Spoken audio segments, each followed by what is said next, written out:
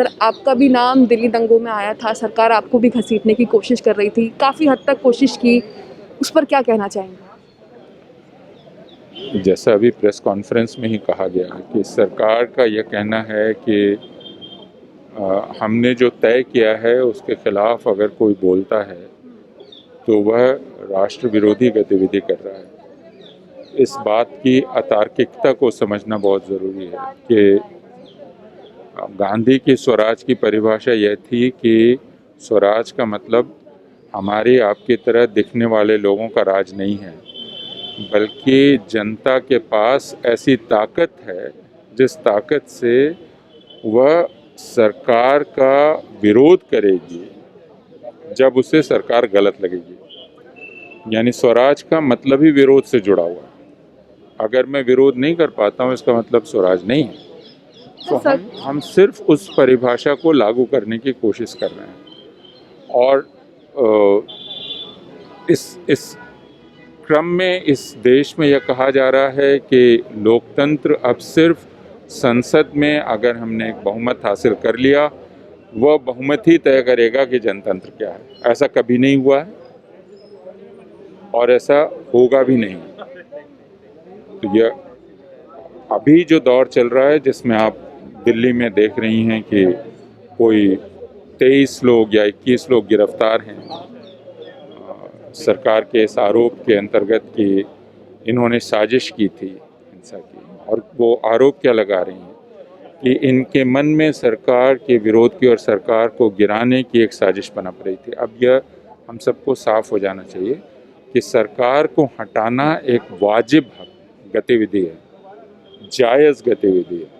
सरकार अगर मुझे लगे कि वह हानिकारक है देश के लिए तो मैं उसे हटाने के लिए हर काम करूंगा। हर काम का मतलब है संवैधानिक तरीके से, शांतिपूर्ण तरीके से, अहिंसक तरीके से मैं जी जान लगा दूंगा कि एक सरकार जो इस देश के हर व्यक्ति के लिए नुकसानदेह है वह सरकार गद्दी में न रहे, भले ही वो गलती से आ गई हो बहुमत। तो यह तो हमारा अधिकार है। जिस तरीके से अभी कश्मीर टाइम्स की संपादक अनुराधा भसीन के साथ हुआ, सबको पता है किस तरीके से उनका दफ्तर सील कर दिया गया क्योंकि उन्होंने 370 पर रिपोर्टिंग की थी बिल्कुल निष्पक्ष। तो एक तरीके से फिर लोगों को डराने की कोशिश करती है सरकार कि अगर आप ऐसे करेंगी तो हम ये कर सकते हैं। अनुराधा भसीन के साथ और कश्मीर टाइम्स के साथ जो हुआ वो बहुत शर्म की बात है इस मुल्क के लिए। दरअसल इस पूरे मुल्क पर कश्मीर का मॉडल लागू किया जा रहा है। जिस तरह कश्मीर की जनता के छाती पर फौजी बूट रखे गए हैं, उसी तरह इस देश की एक एक जन की छाती पर बूट रखने की कोशिश हो रही है। और अनुराधा भसीन के लिए आवाज़ भारत की मीडिया में नहीं उठ रही है। ये बहुत तकलीफ़ की बात है और जैसा मैंने कहा ये बहुत लज्जा की बात है, क्योंकि अनुराधा भसीन एक बहुत साहसी पत्रकार हैं जिन्होंने धारा 370 अनुच्छेद उसको जब शिथिल किया गया, ख़त्म किया गया, तो उन्होंने आवाज़ उठाई। उन्होंने जम्मू कश्मीर को तोड़ने के ख़िलाफ़ आवाज़ उठाई। तो वो इस देश की सबसे साहसी पत्रकारों में है। साहसी वो है जो जहाँ सबसे ज़्यादा ख़तरा है वहाँ बोल सके। भारत में रह के अगर आप अमेरिका के बारे में बोलें तो वह साहस नहीं है। कश्मीर में रह के कश्मीर के बारे में बोल सकें तो वह साहस है। वही साहस मीडिया कर्मियों में होना चाहिए जो अनुराधा भसीन में है। अनुराधा तो उसके बाद भी नहीं डरी हैं, तो फिर हम लोगों को डरने की क्या वजह? जिस तरीके से उमर खालिद को जेल में डाला गया, एनएसए लगा के, राष्ट्रद्रोही लगा के, इस सब से एक नैरेटिव पैदा हो जाता है नौजवानों के बीच में कि जिन्हें आप सुन रहे थे वो असल में देशद्रोही हैं, और फिर उनका एक पूरा जो बैकग्राउंड है वो भी सरकार पहले से तैयार करके रखती है कि नहीं ये यहाँ इन्वॉल्व थे, इन्होंने ऐसा भाषण दिया। ये जब जो पूरी चीज़ें हैं ये बिल्कुल एक सुनियोजित है, पूरा मतलब एक प्लान है।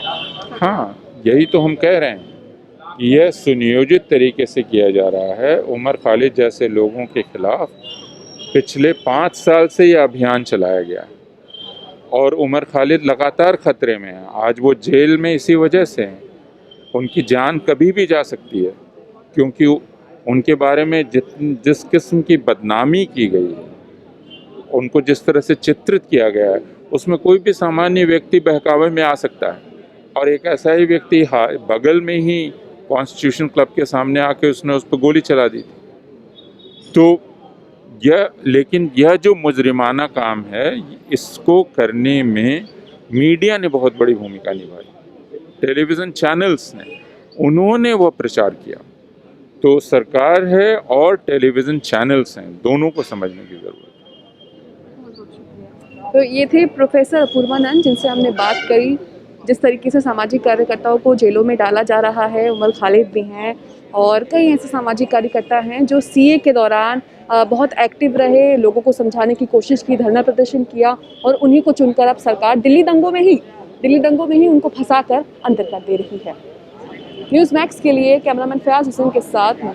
सभी अहम खबरों के लिए न्यूज़ MX को सब्सक्राइब करें, साथ ही बेल आइकॉन को जरूर दबाएं। लाइक, शेयर, कमेंट करना ना भूलें।